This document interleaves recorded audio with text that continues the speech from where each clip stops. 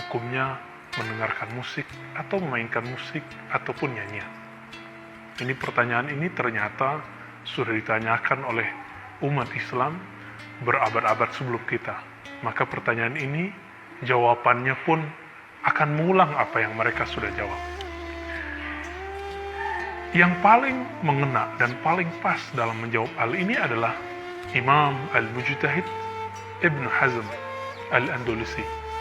Beliau menulis sebuah kitab kecil tapi sangat luar biasa, judulnya Ar-Risalah mengenai Al-Musiqi, Ar-Risalah fil Musiqi atau Anil Musiqi.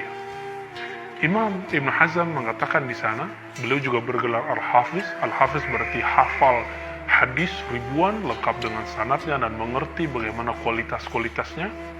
Beliau memastikan bahwa tidak ada satupun hadis yang sahih menurut Imam Ibn Hazm. Ini kata kuncinya, menurut Imam Ibn Hazm tidak ada satu hadis pun yang sahih yang dapat digunakan untuk mengharamkan mendengarkan musik atau nyanyian. Perkataan ini kemudian jadi bahan obrolan, perdebatan, diskusi para ulama setelah Ibn Hazm. Apakah benar yang Ibn Hazm maksudnya? Terlepas dari semua perdebatan itu, mari kita lihat apa dalil Imam Ibn Hazm dalam membolehkan musik. Dan dia memperhatikan dalil mana yang digunakan orang untuk mengharamkan musik. Pertama, dalil yang paling sahih untuk mengharamkan musik cuma satu, yaitu yang ada dalam Sahih Bukhari, la yakununna min ummati, akan ada sekelompok dari umatku, awamun min ummati dalam riwayat lain, sekelompok umatku, yastahilluna al-hirra wal harira wal khamra wal ma'azif, yang mereka menghalalkan hirra wal harir, kemudian di belakangnya khamar wal ma'azif. Wal ma'azifa, apa arti ma'azif? Ma'azif merupakan jamak dari ma'azaf atau azaf, yang berarti alat musik atau ma'azif ya. Ini berarti alat musik. Yang dulu dipahami alat ma'azif adalah alat musik yang dipukul, karena orang Arab hanya mengerti alat musik saat itu adalah alat pukulan. Berdasarkan hadis ini, beberapa ulama, sebagian ulama mengharamkan musik. Kita tidak menyalahkan ini atau tidak percaya langsung juga. Kenapa? Karena hadisnya secara harfiah, secara tekstual memang menyebutkan akan muncul sekelompok orang yang menghalalkan harir. Ini berarti baju atau pakaian yang terbuat dari sutra. Kemudian khamra berarti tuak, wine, khamar dan sejenisnya. Wal ma'azif, dan ma'azif alat musik. Namun Maulana al-Imam Shaltut di Mesir ya, kemudian murid-muridnya dan imam-imam para masyaikh Al-Azhar yang sampai hari ini masih ada, Syekh Ahmad Thayyib, Masyaikh Al-Jum'ah, bahkan beberapa ulama-ulama di sana, termasuk Syekh Yusuf Al-Qaradawi yang tadinya adalah bagian dari anggota ulama kibar tapi kemudian keluar lalu pindah ke Qatar. Mereka sepakat mengatakan bahwa waw di situ dalam bahasa Arab, waw tidak hanya berarti dan, tapi juga berarti bersamaan dengan. Artinya mereka menghalalkan al-hirra wal harir yang berarti baju sutra, kemudian khamar dilanjutkan bersamaan dengan adanya ma'azif alat musik. Arti dari hadis ini bahwa musik tidak diharamkan karena zatnya, tapi musik diharamkan karena digunakan orang-orang untuk dugem, untuk campur baur laki perempuan, buka aurat, tari, telanjang, na'udzubillah min dzalik, seperti yang terjadi di beberapa tempat yang menjadi pusat maksiat pada zaman ini. Nah, diharamkan musik bukan karena zat musiknya, tapi karena dia ada di saat ada yang haram yang lain yang menyertainya. Ini penjelasan para ulama. Maka waw di situ diartikan waw ma'iyah, waw bersamaan dengan. Seandainya tidak ada itu, maka musik menjadi halal. Sebagaimana hadis yang akan kita bahas pada setelah ini.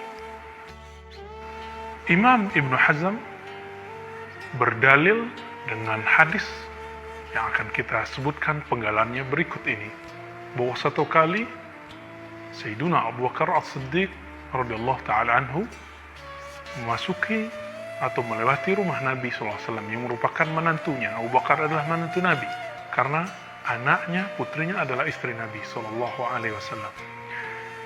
Waktu itu hari raya, fi yaumil Aid.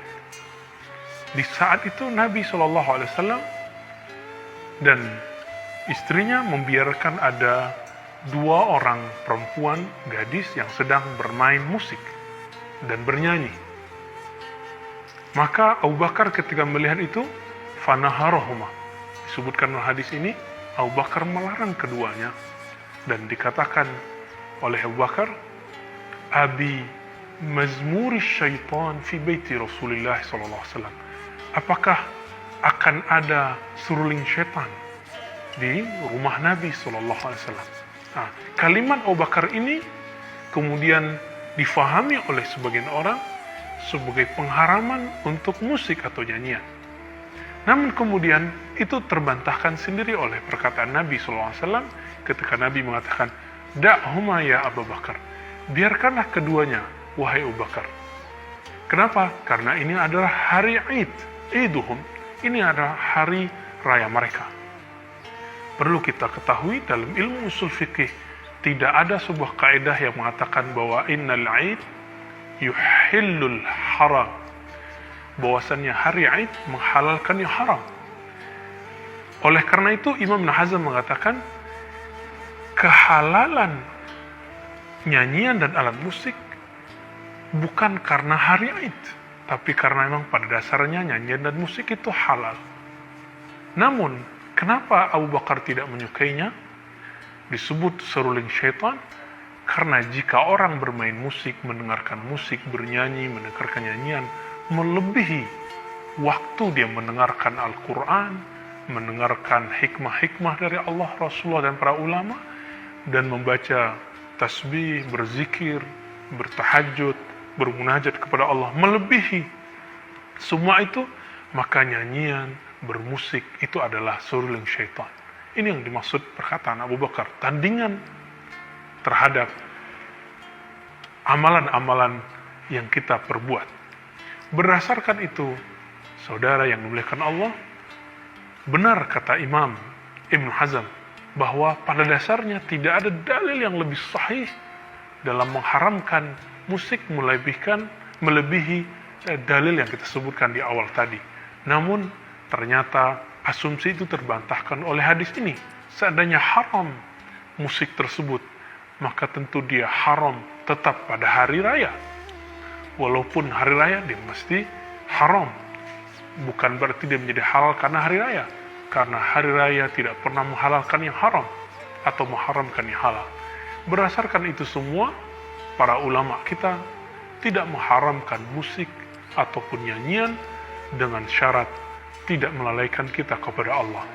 Terakhir, Imam Al-Ghazali, Abu Hamid Al-Ghazali, membahas pembahasan ini yang sangat panjang dalam kitab Ihya Ulumuddin, bab Kitabus Sama, dan beliau mengatakan, kesimpulan besarnya, jika nyanyian dan musik itu baik, menyegarkan hati, menumbuhkan kerinduan kepada Allah, melembutkan jiwa, maka itu hasan. Ya. Hasanuhu hasan. Yang baik dari musik dan nyanyian itu adalah hukumnya baik. Maka jika dia syar, fahuwa syar. Jika dia buruk, maka dia dihukumkan buruk. Berarti jika dia bagus, maka jadi halal. Jika dia kata-katanya kotor, musiknya membuat orang menjadi anarkis, lupa kepada Allah, dia menjadi makruh, maksimal haram. Oleh karena itu, sahabat yang dimuliakan Allah, kami tidak melarang kita mendengarkan musik, bermain musik, selama itu tidak melupakan kita kepada Allah, mengurangi munajat kita kepada Allah SWT. Namun sebaik-baik orang yang menjadikan Al-Qur'annya sebagai nyanyiannya, tasbihnya sebagai musiknya. Wassallallahu ala sayyidina wa maulana Muhammad wa ala alihi wa ashabihi ajma'in. Assalamualaikum warahmatullahi wabarakatuh.